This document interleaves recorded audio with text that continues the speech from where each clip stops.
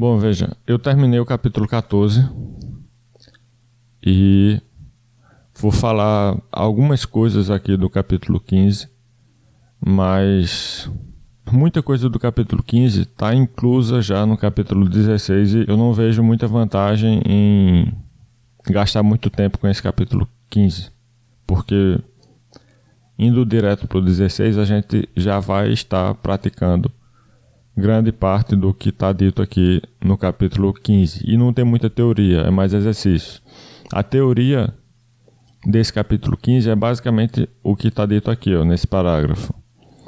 Se ômega 1 e ômega 2 são dois subconjuntos quaisquer de E3, ou seja, são conjuntos de pontos no espaço euclidiano tridimensional, e esses conjuntos são descritos por equações, então o que significa obter pontos na interseção desses conjuntos do ponto de vista algébrico? Você encontrar um ponto na interseção de dois conjuntos que são descritos por equações significa você encontrar uma solução de um sistema de equações formado pelas equações do primeiro conjunto e pelas equações do segundo conjunto. Ou seja, para descrever a interseção desses dois conjuntos, você une as equações do primeiro conjunto e as equações do segundo conjunto, formando um único sistema, com as equações do primeiro e do segundo.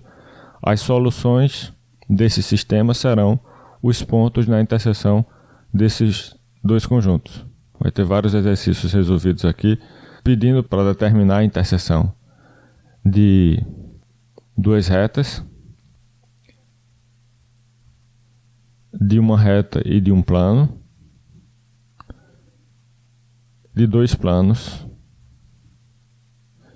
e por último vai ter uma seção dedicada a definir um tipo de equação de reta que a gente não viu ainda. Certo? Então essa teoria aqui também vale a pena parar um pouquinho para ver antes de ir para o capítulo 16. Mas o resto, o que vem antes aqui,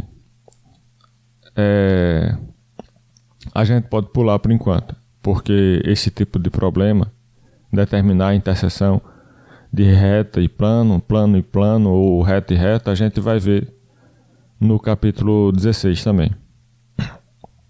Então vamos ver aqui esse novo tipo de equação de reta, chamado equação de reta na forma planar. Considere que a reta R é a interseção desses dois planos aqui, π1 e π2, dados por essas duas equações. Então R é dada por esse sistema de equações aqui, como eu falei. Se você quer descrever a interseção de dois conjuntos, você forma um sistema de equações que vai incluir as equações do primeiro conjunto e também as equações do segundo conjunto. Esse sistema descreve a interseção desses dois conjuntos. Certo? Agora, nem todo o sistema dessa forma representa necessariamente uma reta, porque pode ser que esses dois planos aqui não se intersectem. Aí, como é que eu sei se um sistema de equações como este descreve ou não uma reta? Você vai verificar se os planos são ou não são paralelos. E como é que eu sei isso? Aqui tem um critério, que é o seguinte. Você vai observar os coeficientes A1, B1, C1 na primeira equação e os coeficientes A2, B2, C2 na segunda equação. Se esses coeficientes forem proporcionais, no sentido que existe uma única constante, digamos K, que multiplicada por A1 dá A2, multiplicada por B1 dá B2, multiplicada por C1 dá C2, ou de trás para frente, né, multiplicada por A2 dá A1, multiplicada por B2 dá B1, multiplicada por C2 dá C1, qualquer uma dessas duas possibilidades. Se existir uma constante K satisfazendo essas condições, Você vai dizer que esses coeficientes A1, B1, C1 são proporcionais a A2, B2, C2. E isso vai indicar que os planos aqui são paralelos. Se os planos são paralelos, a interseção deles é vazia, portanto não descreve uma reta. O sistema formado por essas duas equações, desses dois planos, não vai descrever uma reta, tá? O que o livro faz nesse ponto aqui é adiantar uma coisa que só está justificada lá na frente, no capítulo 16. Tá? Esse critério de você olhar esses coeficientes aqui para ver se eles são proporcionais e daí concluir se os planos se intersectam ou não, isso só vai estar enunciado direitinho, justificado no capítulo 16. Eu também estou mostrando uma forma de interpretar esse critério que é até mais fácil de entender, mais fácil de lembrar, porém depende de uma pressuposição que nem sempre vale, mas de qualquer forma é útil pensar com essa pressuposição quando a gente quiser lembrar do critério. É o seguinte, quando o sistema de coordenadas é ortogonal, você pode interpretar esses vetores N1 e N2 com coordenadas A1, B1, C1 e A2, B2, C2, respectivamente, como sendo vetores ortogonais aos planos π1 e π2, respectivamente. E eu expliquei sobre isso numa aula passada, quando eu estive mostrando essas equações daqui. Eu falei que esta equação seria importante mais para frente, já que ela indica que o vetor com coordenadas ABC, que são exatamente os coeficientes de x, de y e de z na equação geral do plano, esse vetor é um vetor ortogonal a qualquer vetor no plano, ou seja, é ortogonal ao plano, no caso em que a gente considera que o sistema de coordenadas utilizado aí é ortogonal. Certo? Agora, é preciso dessa suposição de que o sistema de coordenadas é ortogonal para que a gente possa interpretar o vetor ABC como sendo vetor ortogonal ao plano. De qualquer forma, isso ajuda a gente entender vários desses critérios que são enunciados aí, mesmo que o critério seja válido independentemente dessa pressuposição, é mais fácil lembrar do critério e entender como usar esse critério se a gente lembrar desse caso especial em que o sistema de coordenadas é ortogonal. Tá? Então, nesse caso especial em que o sistema de coordenadas é ortogonal, podemos interpretar esses vetores N1 e N2 como sendo vetores ortogonais aos planos π1 e π2, respectivamente, da forma como está sendo mostrado aqui na figura. Certo? Além disso, a gente também sabe que a fórmula do produto escalar, aquela que é assim, produto escalar dos vetores A1, B1, C1 e MNP, digamos, é igual a A1M mais B1N mais C1P. Né? Essa fórmula do produto escalar, ela só serve quando o sistema de coordenadas é ortogonal. Melhor dizendo, ela só serve quando a base com relação à qual você está representando esses vetores aqui é uma base ortonormal. Mas é praticamente a mesma coisa que eu estava dizendo. Quando o sistema é ortogonal, você está dizendo que a base desse sistema é ortonormal. Então, se você está representando vetores com relação à base que constituem um sistema de coordenadas, então são equivalentes às afirmações de que essa fórmula serve apenas com relação a um sistema ortogonal ou que essa fórmula serve apenas com relação a uma base ortonormal. Tanto faz falar de um jeito ou falar de outro.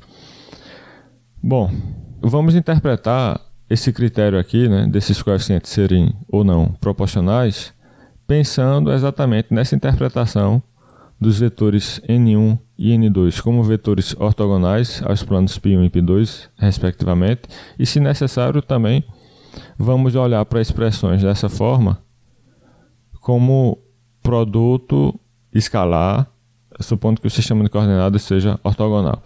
Então veja, é fácil entender esse critério que eu estava explicando aqui, pensando dessa forma, no caso em que o sistema é ortogonal.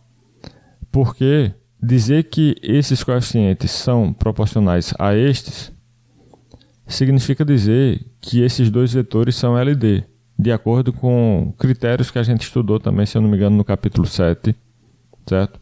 Isso está enunciado lá. Como é que eu sei que vetores dados por suas coordenadas são ou não são LD? Você vai verificar se as coordenadas deles são proporcionais ou não, né? Então, dizer que esses coeficientes são proporcionais a estes equivale a dizer que esse vetor e este formam um par linearmente dependente, ou seja, estes dois vetores são paralelos, certo? Aí vamos pensar aqui geometricamente o que é que acontece quando estes dois vetores são paralelos, sabendo que no caso em que o sistema de coordenadas é ortogonal, esses vetores são vetores ortogonais aos planos π1 e π2, respectivamente. Então, a gente pode desenhá-los assim, né?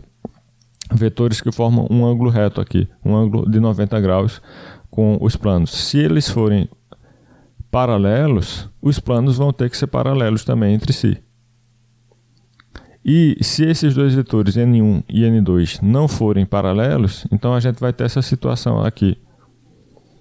Os vetores não sendo paralelos, os planos também não vão ser paralelos, ou seja, vão se intersectar numa reta, certo? Então, fica mais fácil entender esse critério pensando assim, pensando nesses vetores como sendo vetores ortogonais aos planos. E você vai poder pensar dessa forma quando o sistema de coordenadas for ortogonal. Quando o sistema de coordenadas não for ortogonal, o critério ainda vale, só não vai poder ser interpretado da forma que eu estava explicando aqui. Você não vai poder olhar para esses vetores como sendo vetores ortogonais aos planos π1 e π2 necessariamente, mas mesmo assim continua valendo o critério que eu expliquei aqui sobre a proporcionalidade desses coeficientes. Sendo proporcionais, os planos não se intersectam. Não sendo proporcionais, os planos se intersectam. Isso aí vale independentemente do sistema de coordenadas ser ortogonal. Porém, a interpretação geométrica que está indicada aqui nessa figura só vale quando o sistema de coordenadas é ortogonal. Bom, dito isto, podemos definir agora o tipo de equação de reta que eu falei, né? Se você tem que A1, B1, C1 e A2, B2, C2 não são proporcionais, aqui nesse sistema de equações, né? Esses coeficientes não são proporcionais a estes, e se a reta R é descrita por esse sistema, então qualquer sistema linear de equações a três incógnitas equivalente àquele sistema chama-se sistema de equações da reta R na forma planar, ou, omitindo a palavra sistema para simplificar a linguagem, equações da reta R na forma planar, ou ainda equações planares da reta. Então, nem todo sistema dessa forma representa uma reta, descreve uma reta, porém, quando você observar que os coeficientes de x, y e z na primeira equação não forem proporcionais aos coeficientes de x, de y e de z na segunda equação, aí sim você vai ter uma reta representada por esse sistema de equações, né? A primeira equação representa um plano, a segunda equação representa um plano que intersecta o primeiro, porque você sabe que os coeficientes não são proporcionais. E acontecendo isso, os planos se intersectando, você vai ter uma reta comum à interseção. E nesse caso você vai poder dizer que esse sistema é um sistema de equações na forma planar para uma reta. Como de hábito, vamos antepor as equações o nome da reta, separado delas por 2 pontos, assim como a gente fez para outros tipos de equações, de retas e de planos. A gente costuma escrever na frente das equações o nome do objeto geométrico que a gente está descrevendo por essas equações, certo? Separado das equações por 2 pontos. Então, por exemplo, aqui, R 2 pontos e algumas equações aqui, meio que misturadas, mas de qualquer forma, isso também é um sistema de equações. Tá? Você tem esta equação e esta. Elas estão meio que misturadas aí, mas não deixa de ter 2 equações. Então, isto é um sistema de equações que, no caso, descreve uma reta. E então você dá um nome a essa reta, digamos R, e pode indicar esse nome aqui na frente, separado por 2 pontos das equações. Como é que eu sei que isso aqui descreve uma reta? Como eu falei, né? A gente pode olhar para essas equações aqui como sendo um sistema de equações formado por esta equação e por esta equação. Ou seja, eu estou pensando exatamente nesse sistema aqui. Veja que esta equação aparece aqui. E esta outra equação aparece aqui. Então, escrever assim ou assim dá no mesmo. São formas diferentes de escrever o mesmo sistema de equações. Eu também posso escrever assim. O que é que eu fiz? O que acontece é que eu estou pensando aí na transitividade. Se x menos y é igual a esse cara e esse cara é igual a esse outro, então x menos y é igual a esse outro. Então eu pego essa igualdade aqui entre x menos y e esse outro cara e coloco aqui. Também posso repetir a primeira equação aqui embaixo. Então, esses 2 sistemas são equivalentes porque você consegue deduzir as equações de um a partir das equações do outro. Como eu mostrei, as equações aqui no sistema à direita podem ser deduzidas a partir das equações no sistema mostrado à esquerda e vice-versa. Essas equações do sistema à esquerda também podem ser deduzidas a partir das equações no sistema à direita. Então são sistemas equivalentes. E qualquer um deles pode ser chamado de sistema de equações de uma reta, no caso R, na forma planar. Porque cada uma dessas equações descreve um plano, como pode ser verificado também. Essa equação, por exemplo, descreve um plano. Você pode constatar isso verificando que essa equação pode ser reescrita na forma de uma equação do tipo ax mais by mais cz mais d igual a 0. E como a gente já comentou antes, toda equação dessa forma descreve um plano. Toda equação da forma ax mais by mais cz mais d igual a 0 descreve um plano. Aí você pode reescrever essa equação aqui para que ela fique nessa forma. Simplifica o x que aparece de um lado do outro, passa o 4z para o primeiro membro, passa o menos 1 para o primeiro membro também, vai ficar menos y menos 4z mais 1 é igual a 0. Então, a gente vê aí exatamente uma equação dessa forma, ax mais by mais cz mais d igual a 0, portanto, descreve um plano. A mesma coisa você pode verificar para essa outra equação aqui, ela também descreve um plano. Além disso, essas equações descrevem planos que se intersectam.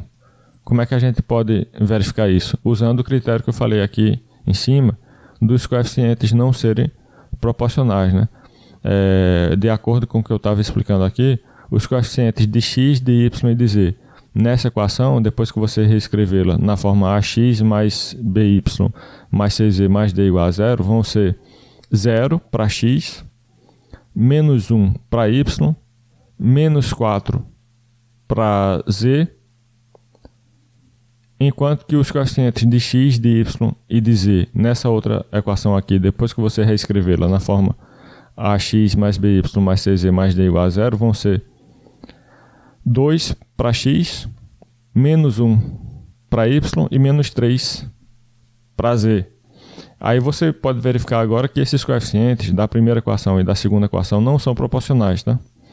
0 menos 1 menos 4 não é proporcional a 2 menos 1 menos 3. Por não serem proporcionais, esses coeficientes, nós temos aqui dois planos que se intersectam. Então, o sistema de equações formado pelas equações desses dois planos vai realmente descrever uma reta. Digamos, reta R. Aí eu posso indicar aqui R, dois pontos, sistema de equações, né, para dizer que a reta R é definida por esse sistema de equações. E também posso dizer que esse sistema de equações é um sistema de equações de uma reta na forma planar, ou que essas equações são equações planares de uma reta. A gente já estudou equações de reta na forma simétrica. E agora a gente pode constatar que esse tipo de sistema de equações é também um sistema de equações na forma planar para uma reta. Só que o sistema, no caso, quando é escrito na forma simétrica, é um sistema de equações numa linha só, como esse aqui, né? Mas não é exatamente dessa forma. A gente estudou as equações simétricas como sendo equações da seguinte forma. Certo? Isso aqui é um sistema de equações na forma simétrica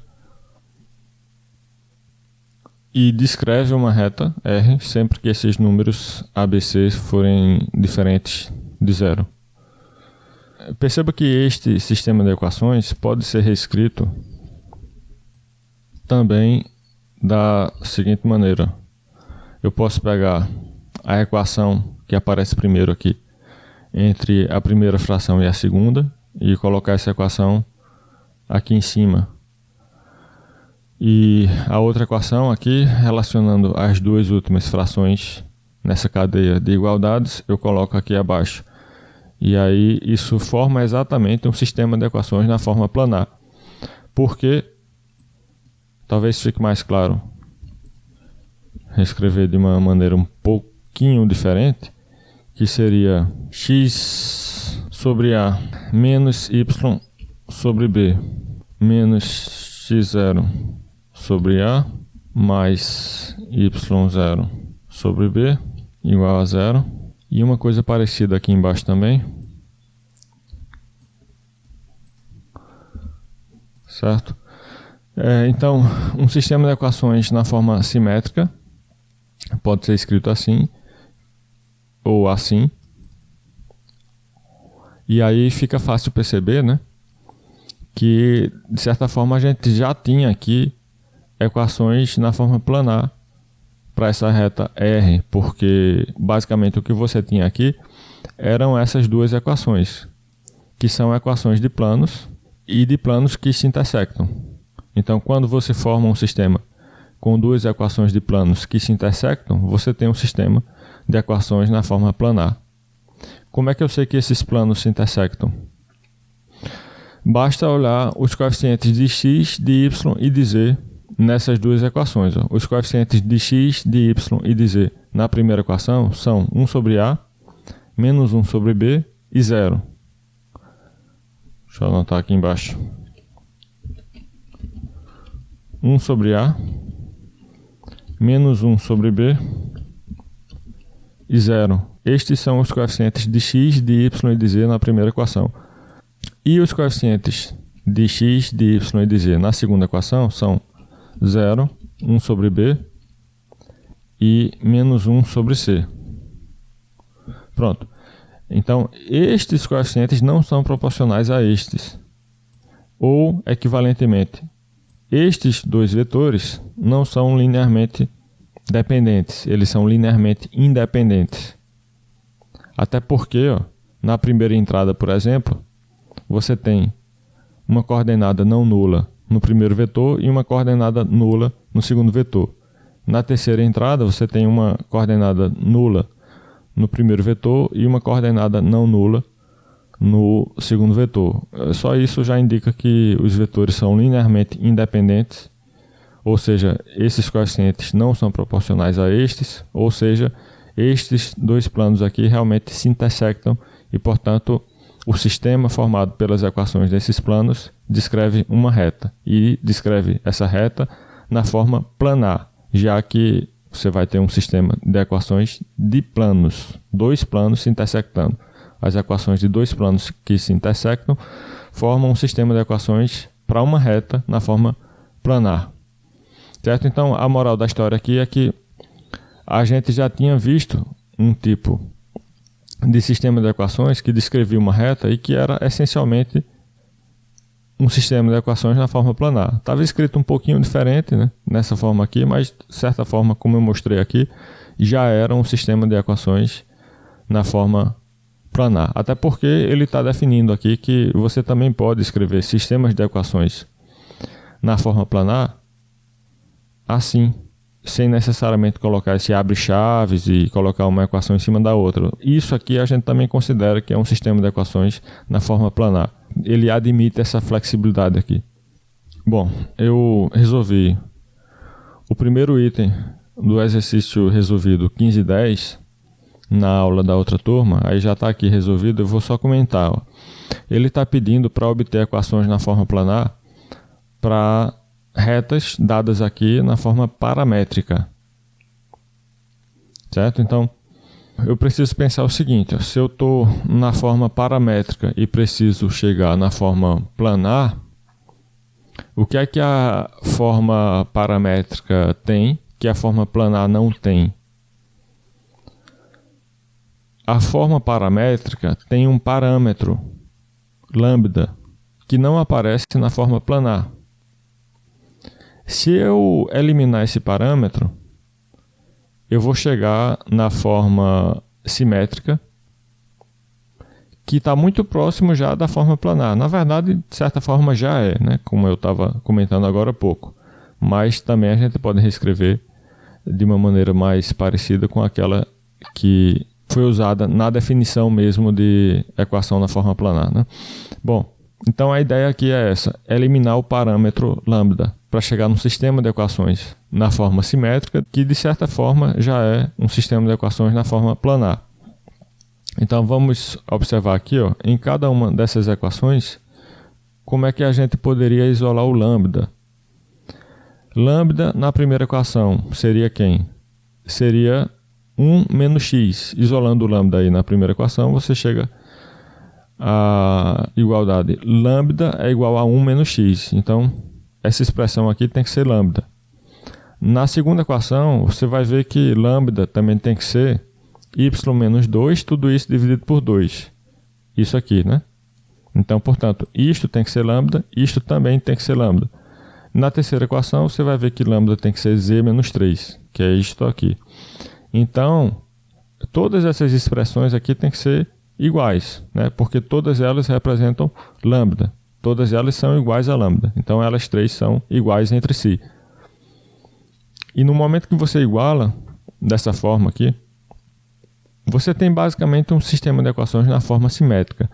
Eu teria que fazer uma pequena modificação aqui para que fique realmente na forma simétrica, tal como foi definida lá atrás, porque a rigor, a forma simétrica, na verdade, exige que os coeficientes de x, de y e de z sejam todos 1. Então, eu não posso ter, por exemplo, aqui, um sinal de menos na frente do x, né?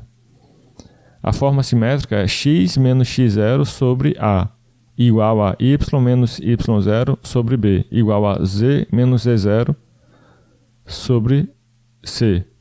Tá? Eu não posso ter menos x. A rigor, o que foi definido como sendo a forma simétrica de equações de reta, não admite sinal de menos na frente dessas variáveis x, y ou z. Certo? Então, onde aparece 1 menos x, eu tenho que escrever assim, x menos 1 dividido por menos 1. Essa expressão equivale a esta. Tá? Eu só estou reescrevendo para que fique na forma lá das equações simétricas. Então, pronto. Estas seriam as equações simétricas dessa reta, tá? Que inicialmente foi dada aqui por equações na forma paramétrica. Estas equações formam um sistema que obedece à forma planar de equações de uma reta, ou seja, eu posso pegar aqui, né? Esta primeira igualdade, né? e colocar aqui, escrevendo de maneira um pouquinho diferente, porque aqui não tem tanta essa rigidez de ter que escrever sempre na forma x mais by mais cz mais d igual a zero. Quando se trata de equações planares, o livro admite uma certa flexibilidade quanto à forma dessas equações. Agora, quando se trata de equações na forma simétrica, o livro é mais rígido, certo? Aqui tem que ser dessa forma mesmo. Se tivesse assim, por exemplo, já não estaria muito de acordo com a definição, né, de equações na forma simétrica. Agora, forma planar é mais flexível. Então, no que consiste esse sistema de equações aqui, né? Consiste basicamente de duas equações. Esta, que eu posso reescrever assim, e esta outra, que eu posso reescrever assim. Aí você junta essas duas equações e você vai ter aí um sistema de equações na forma planar que descreve a mesma reta R, certo? Esta equação aqui é a equação de um plano, esta outra é também a equação de um plano. Esses planos se intersectam, como eu posso verificar observando os coeficientes de x, de y e de z em cada uma dessas equações, quando elas são escritas na forma ax mais by mais cz mais d igual a zero, e verificar que esses coeficientes não são proporcionais. Com isso, você vai ter que os planos realmente se intersectam numa reta, que é justamente essa reta R aqui. Portanto, esse sistema descreve essa reta na forma planar. Continuando, então, eu só vou fazer esse item mesmo dessa questão. Tem outra questão aqui que eu também só vou fazer o primeiro item, porque esses exercícios podem aparecer novamente no capítulo 16, junto de outras coisas que a gente vai aprender lá também, como estudar a posição relativa de dois planos, reta e plano, reta e reta, e então essas questões mais ligadas à interseção de reta e reta, reta e plano, plano e plano, vão estar também presentes lá no capítulo 16. Por isso eu não estou fazendo tudo aqui, estou deixando para fazer no capítulo 16 o que puder ser feito lá. O que está sendo pedido agora é a equação na forma vetorial de uma reta R que inicialmente foi dada na forma planar. A equação vetorial de uma reta tem um parâmetro lambda. É x igual a A mais lambda AB. Certo? Então, o que a gente vai precisar fazer aqui é basicamente o contrário do que a gente fez na outra questão. Na outra questão, a gente eliminou o parâmetro. Tinha um parâmetro lambda aqui nesse sistema que a gente eliminou para chegar nas equações na forma planar. Se a gente está na forma planar e quer ir para uma forma de equações que tenha parâmetro, a gente precisa introduzir esse parâmetro de alguma forma. E como é que faz para introduzir um parâmetro? Você pode introduzir um parâmetro em qualquer variável que apareça nas equações do sistema.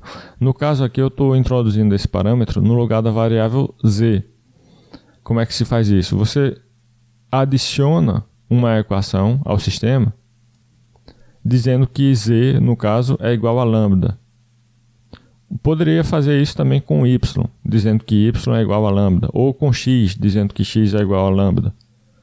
Mas eu estou fazendo aí com z, uma escolha apenas, escolha minha. Então, coloquei z é igual a lambda. Mas se z é igual a lambda, nas outras equações onde o z aparece, eu também posso escrever lambda, né? Então é isso que eu estou fazendo aqui também, né? A primeira equação, que inicialmente estava escrita assim, pode ser reescrita assim e depois assim, onde basicamente o que eu fiz, além de passar esse 3z menos 1 para o segundo membro, foi colocar o lambda no lugar do z. E da mesma forma, a segunda equação, que estava inicialmente escrita assim, pode ser reescrita assim e depois assim, onde basicamente o que eu fiz, além de passar o 2z para o segundo membro, foi colocar o lambda no lugar do z, aqui nessa segunda equação. Bom, então veja que agora eu tenho três equações onde x, y e z estão dados em função do lambda. Quer dizer, de um lado você tem expressões envolvendo x, y e z, e do outro lado você tem expressões envolvendo apenas constantes e o parâmetro lambda. Certo? Se a gente reorganizar melhor para que o x e o y fiquem isolados, a gente chega nesse outro sistema aqui. Basicamente você vai resolver o sistema de equações formado por essas duas equações aqui, né, tentando isolar o x e o y.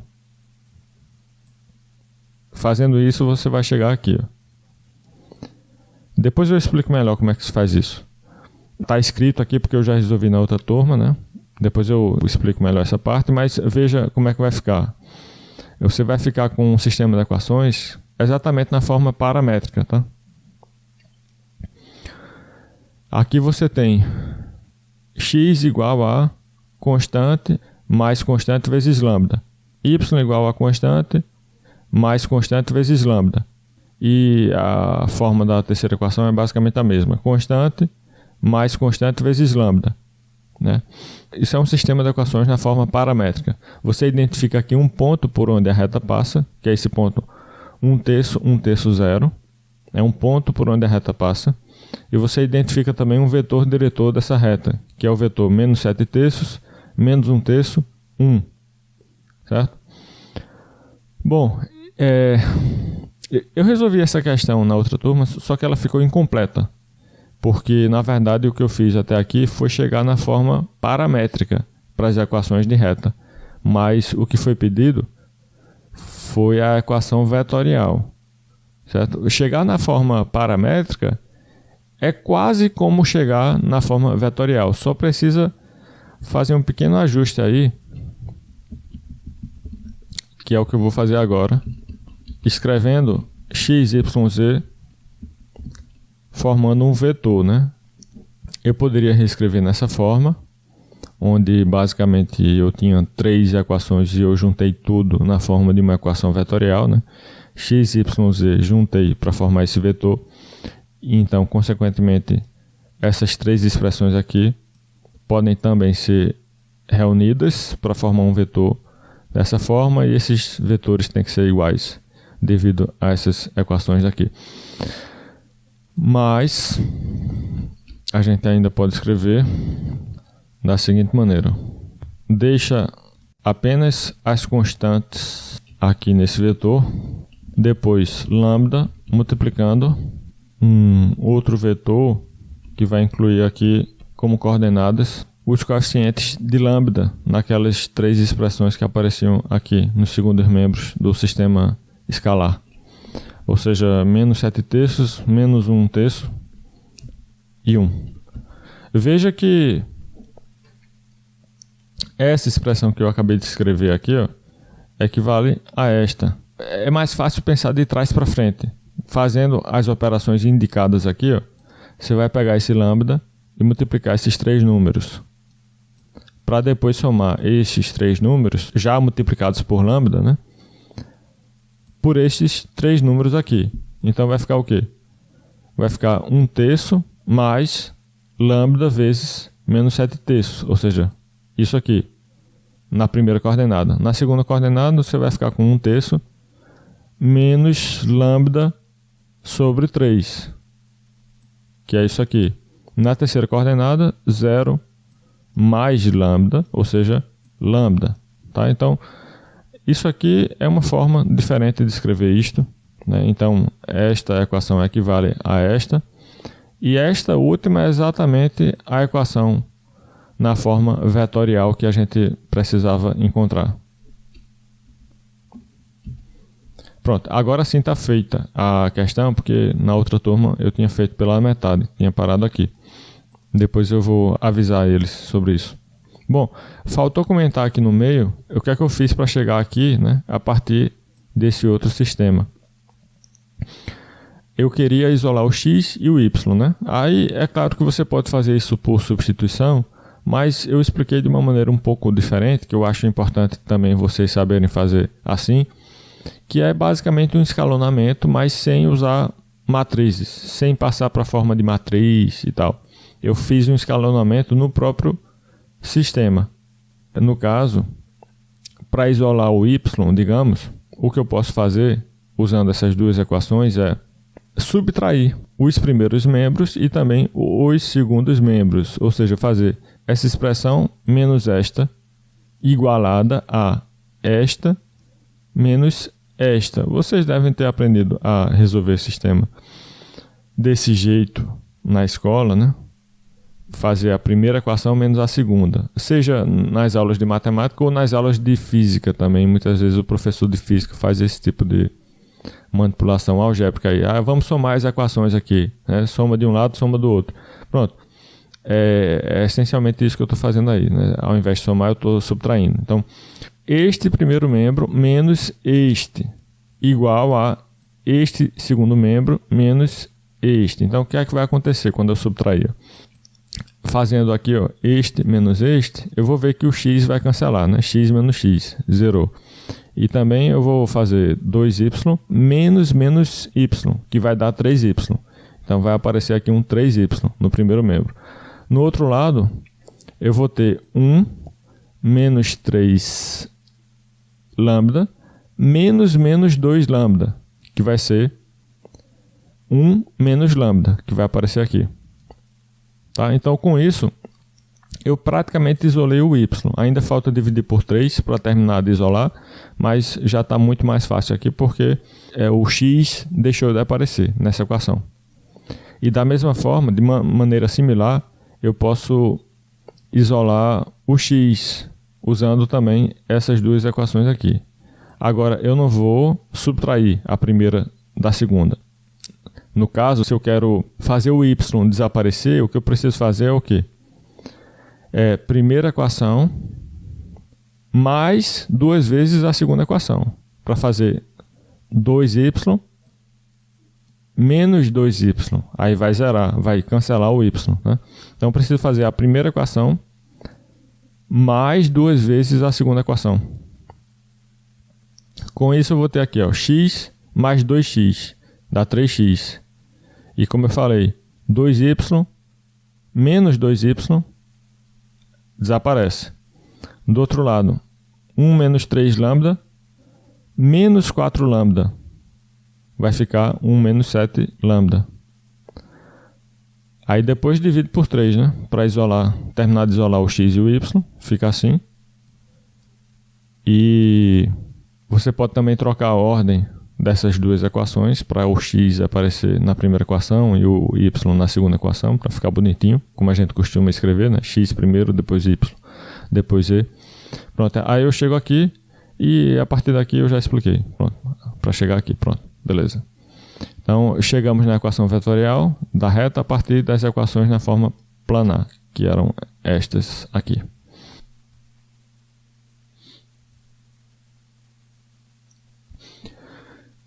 Tem uma proposição aqui que serve para você saber quando é que um vetor é paralelo a uma reta dada por equações na forma planar. Aqui você tem uma reta R descrita por um sistema de equações na forma planar. E você quer saber se esse vetor U com coordenadas MNP é paralelo a essa reta R. O que é que você faz? Você verifica se valem estas duas igualdades simultaneamente, onde você vai igualar A1M mais B1N mais C1P e A2M mais B2N mais C2P a zero.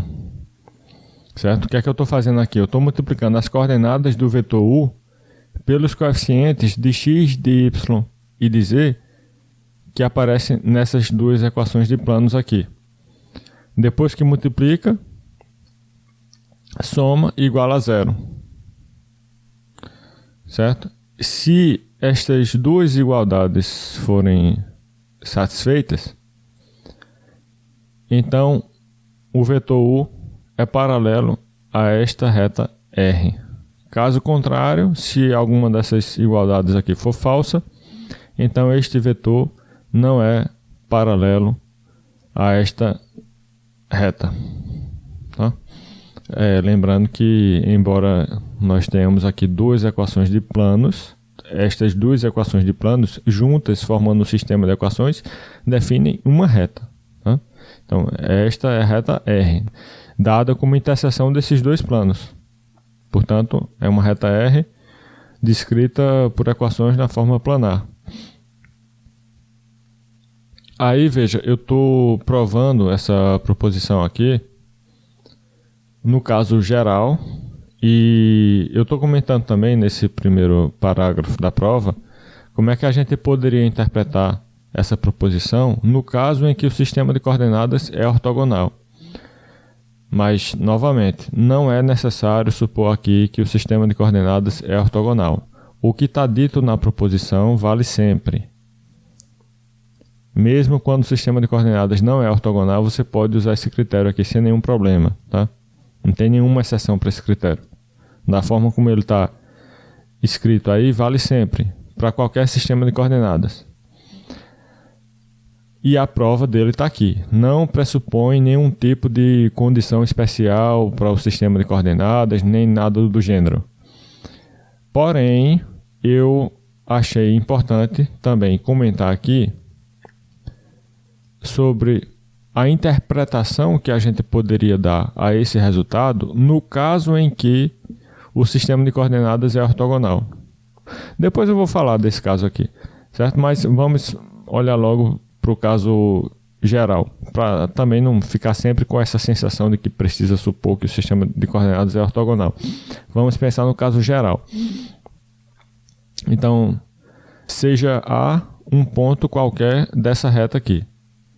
Por ser um ponto dessa reta, as coordenadas x0, y0 e z0 desse ponto devem satisfazer essas equações, né? Portanto, você pode substituir esses números x0, y0, z0 no lugar de x, y e z, respectivamente, nas equações da reta. Então, com isso você vai obter essas duas igualdades aqui. Bom, aí eu quero o quê? Eu quero um critério para saber quando é que o vetor u de coordenadas MNP é paralelo à reta R, que é definida por esse sistema de equações. Geometricamente, dizer que o vetor u é paralelo à reta R equivale a dizer que a soma A mais U pertence a R. Dado que o ponto A, eu já sei que pertence à reta R. Perceba que isso aqui é um ponto, né? Pegue o ponto A, que eu já sei que pertence à reta R, e some a este ponto o vetor U, que eu quero saber se é paralelo ou não à reta R. Eu posso avaliar se o vetor U é paralelo à reta R com base no pertencimento ou não desse ponto à reta R. Aí, geometricamente, ficaria assim. Você tem um ponto que você já sabe que está na reta R. A reta R é essa reta aqui no meio, na interseção dos dois planos. Tá? Aí você tem o ponto A, que você já sabe que pertence à reta R. O que é que significa dizer que o vetor U é paralelo a esta reta R? Em termos do ponto A, dizer que o vetor U é paralelo a esta reta R significaria dizer que a soma do ponto A com o vetor U também pertence a R. Quem seria a soma do ponto A com o vetor U? Seria um ponto na extremidade dessa seta, né? Certo? Então, eu já sei que o ponto A, mostrado aqui em vermelho, pertence à reta R. Eu quero saber se o vetor U é paralelo ou não a essa reta R. O que é que eu faço? Eu somo o ponto A ao vetor U para obter o ponto azul, o ponto X. E aí, para saber se o vetor U é paralelo à reta R, eu verifico se esse ponto X, mostrado em azul, pertence ou não à reta. Se pertencer, geometricamente, a gente olhando para a figura, é fácil se convencer disso, né? Esse ponto azul pertencendo à reta significa que o vetor U é paralelo à reta. Até porque, pela definição de soma de ponto com vetor, né?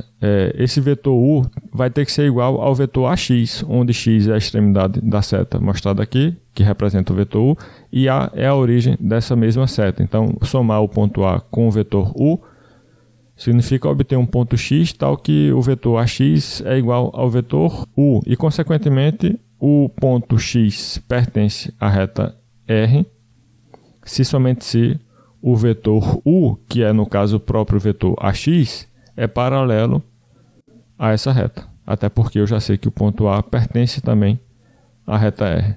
Tá? Então, U é paralelo a R se somente se a soma A mais U pertence a R. E aí eu vou jogar essa informação agora nas equações da reta, né? O que é que significa dizer que o ponto A mais U pertence a R? Sabendo que eu tenho aqui as equações da reta R e que eu posso também calcular as coordenadas do ponto A mais U.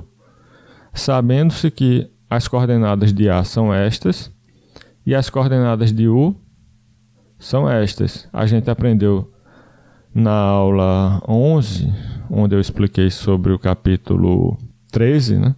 Como é que a gente poderia calcular com relação ao sistema de coordenadas as coordenadas de um ponto dado como soma de ponto com outro vetor cujas coordenadas a gente conhece.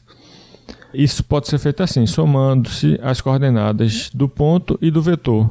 Primeira coordenada do ponto somada com primeira coordenada do vetor. Segunda coordenada do ponto somada com segunda coordenada do vetor. Terceira coordenada do ponto somada com terceira coordenada do vetor, certo? Então, a primeira coordenada do ponto A mais U é esta, a segunda coordenada do ponto A mais U é esta e a terceira coordenada do ponto A mais U é esta. Eu pego essas três coordenadas do ponto A mais U e coloco no lugar de x, y, z, né, nas equações da reta R, que são essas duas aqui, certo? Então, essas duas igualdades equivalem a dizer que o ponto A mais U pertence a R. Essas duas igualdades aqui formando um sistema equivalem a dizer que A mais U pertence a R. E aí você pode reescrever cada uma dessas expressões que aparecem nos primeiros membros dessas duas igualdades aqui, expandindo esses parênteses, usando a distributividade, e aí você vai encontrar 4 parcelas aqui que somadas resultam em 0, por causa daquilo que você escreveu aqui em cima, ao dizer que o ponto A pertence à reta R. Você obteve, como conclusão dessa premissa, que essa expressão aqui tem que ser 0, né? Então, quando essa expressão aparece novamente aqui embaixo, pode cancelar porque é 0. Da mesma forma aqui, ó, essa outra expressão, também você já tinha dito lá em cima, que era 0. Então, o que sobra são essas 3 parcelas aqui, que somadas devem ser 0, e essas outras 3 parcelas aqui, que somadas devem ser 0. Ou seja, o vetor U é paralelo à reta R se somente se valem simultaneamente essas duas igualdades aqui. Tá? Então, eu provei exatamente o que diz a proposição, né? O vetor U é paralelo à reta R se somente se valem simultaneamente estas duas igualdades aqui, certo? Agora, fica meio chato você lembrar dessas duas igualdades sem ter uma ideia geométrica por trás delas. E a ideia geométrica que a gente poderia dar depende do sistema ser ortogonal. Se o sistema for ortogonal, a gente pode interpretar geometricamente essas duas igualdades aqui como sendo relações de ortogonalidade entre vetores. Se o sistema de coordenadas não é ortogonal, a proposição continua valendo, você só não vai poder interpretar dessa forma. Mas como é que seria a interpretação que valeria no caso em que o sistema de coordenadas é ortogonal? No caso em que o sistema de coordenadas é ortogonal, você poderia interpretar os vetores N1 e N2 com coordenadas A1, B1, C1 e A2, B2, C2, respectivamente, como sendo vetores ortogonais aos planos π1 e π2, como eu já tinha falado antes, né? Aqui, ó, vetor N1 ortogonal ao plano π1. Vetor N2 ortogonal ao plano π2, né? E aí, com base nessa interpretação, o que é que significa dizer que o vetor U é paralelo à reta R que está exatamente na interseção de π1 e π2? Significaria dizer que o vetor U é ortogonal aos vetores ortogonais desses dois planos. Perceba isso geometricamente aqui. Ó. Sempre que você tiver um vetor U que é paralelo à reta de interseção desses dois planos, esse vetor U vai ter que ser ortogonal aos vetores ortogonais desses dois planos. Né? E, reciprocamente, sempre que um vetor for ortogonal aos vetores ortogonais N1 e N2 desses dois planos π1 e π2, então esse vetor vai ter que ser paralelo à reta de interseção desses dois planos. Então fica muito mais fácil de entender essa proposição pensando dessa forma. No caso em que o sistema é ortogonal, e portanto a gente pode interpretar esses vetores N1 e N2 definidos aqui como sendo vetores ortogonais aos planos π1 e π2. Dessa forma, a demonstração seria só essa observação aqui. E a figura para entender melhor, né? O vetor U é paralelo à reta R somente se U é ortogonal a ambos os vetores N1 e N2, que nesse caso a gente poderia interpretar como sendo vetores ortogonais aos planos π1 e π2, respectivamente. Tá? Seria só isso aqui, a demonstração, se o sistema fosse ortogonal. Como não é ortogonal, eu tenho que fazer essa conta aqui. Ou seja, a proposição vale sempre, mas a interpretação geométrica, que eu expliquei aqui na figura, é a segunda interpretação geométrica, na verdade, porque antes eu já tinha mostrado, né, essa figura no caso geral, mas essa interpretação geométrica que eu acabei de dar aqui, falando da ortogonalidade do vetor U com relação a N1 e N2, essa interpretação geométrica só vale se o sistema de coordenadas for ortogonal. Bom, vamos entrar agora no capítulo 16. Nesse capítulo 16 nós vamos estudar a posição relativa de duas retas, de uma reta e de um plano, e de dois planos. Posição relativa significa dizer se esses planos, ou se essas retas, ou se essa reta e se esse plano se intersectam, ou são paralelos, ou no caso de retas, se são reversas.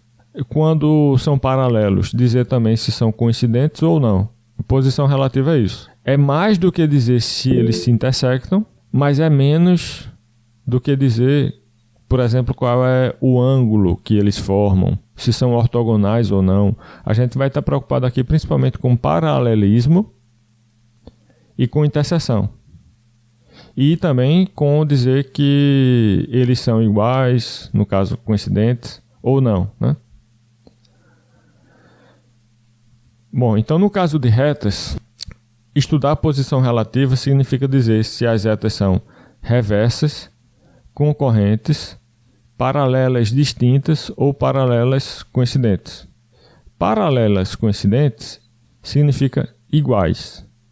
Duas retas paralelas coincidentes são, na verdade, a mesma reta. Tá? Isso significa que toda reta é paralela a si própria. Mas pode ser também que você tenha retas paralelas distintas.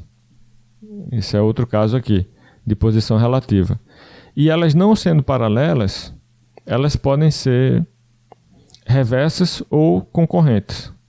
Retas reversas são como estas retas aqui, ó, R e S, que estão em planos distintos, ou seja, são retas não coplanares e, portanto, não se intersectam, mas também não são paralelas, né? São retas reversas.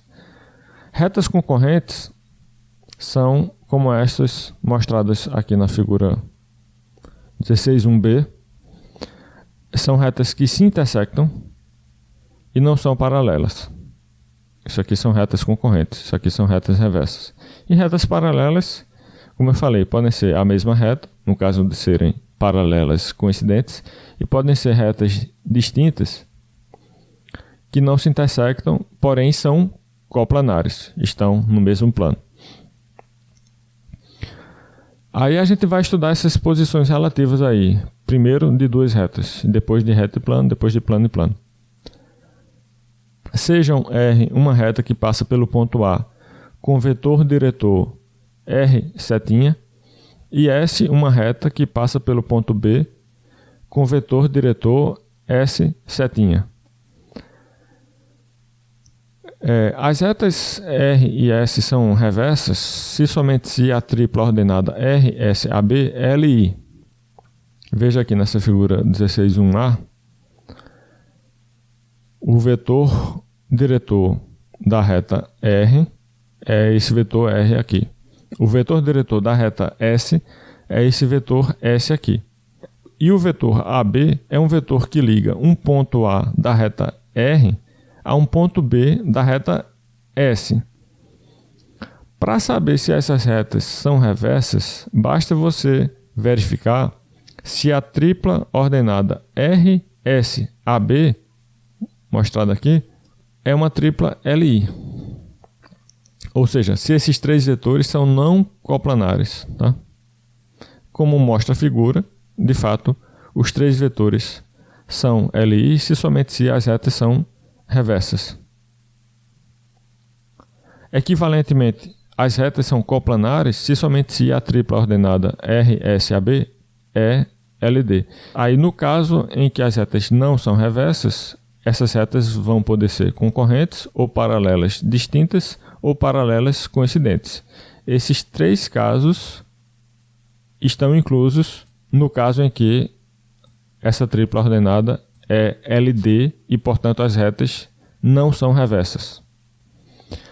Bom, quando é que as retas RS vão ser paralelas? Elas vão ser paralelas se somente se o par ordenado formado pelos vetores diretores R e S é linearmente dependente.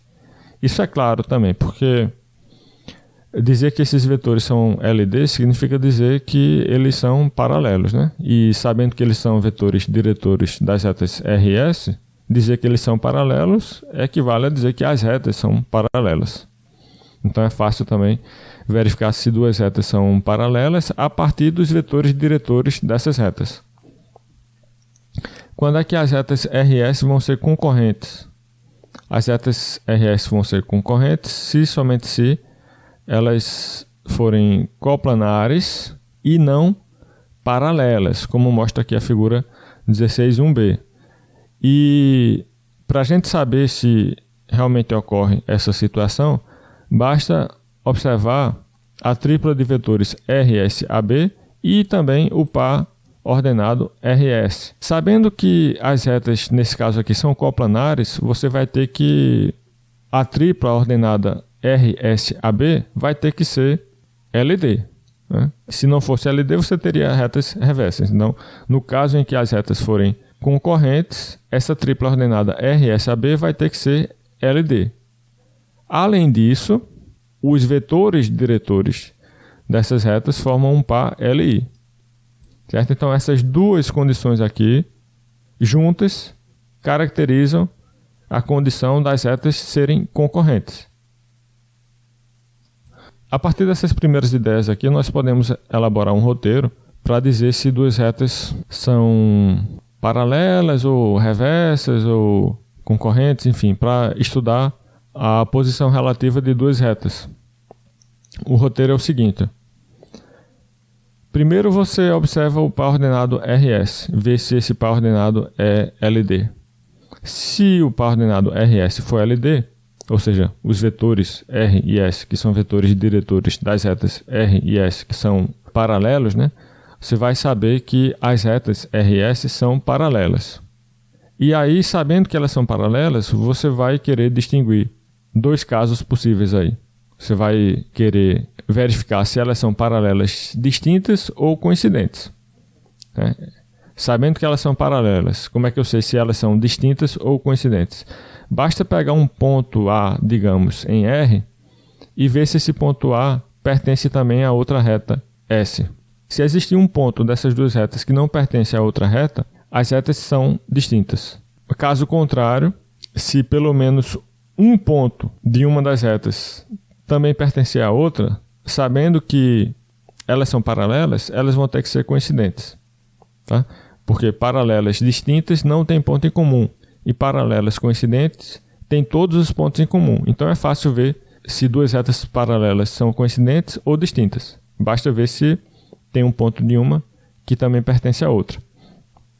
Agora, no caso em que o par ordenado RS é LI, isso significa dizer que os vetores R e S não são paralelos, né? Se os vetores R e S não são paralelos, e esses vetores são vetores diretores das retas R e S, então é claro que as retas R e S também não vão ser paralelas. Nesse caso, elas vão poder ser concorrentes ou reversas. Como é que eu sei agora distinguir essas duas possibilidades? Como é que eu sei verificar se essas retas que não são paralelas são concorrentes ou reversas? Eu vou ter que olhar para a tripla ordenada RSAB.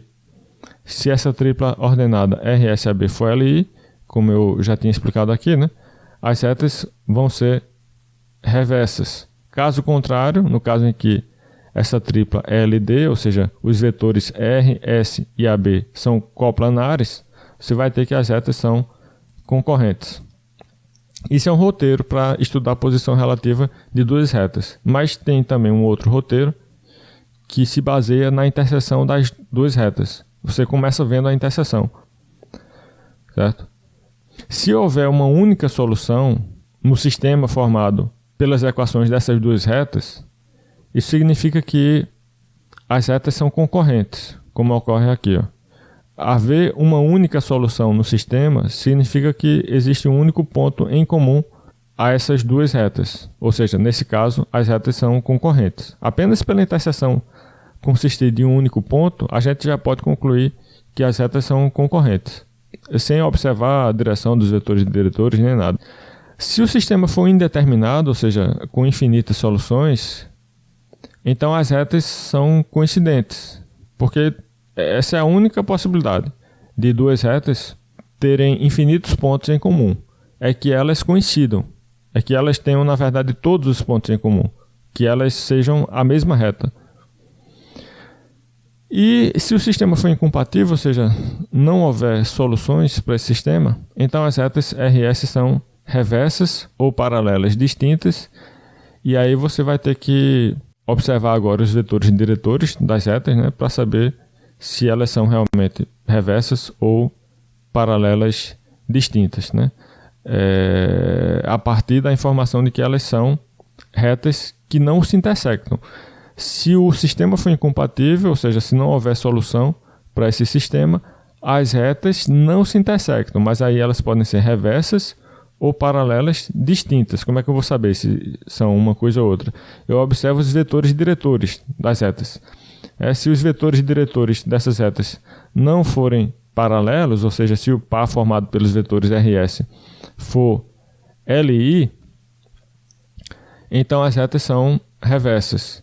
Caso contrário, sabendo que não tem nenhum ponto em comum essas duas retas e que os vetores diretores das retas são paralelos, o que significa dizer que o par ordenado formado por eles é LD, então, nesse caso, as retas são paralelas distintas. Não tem nenhum desenho aqui de retas paralelas distintas, mas tudo bem.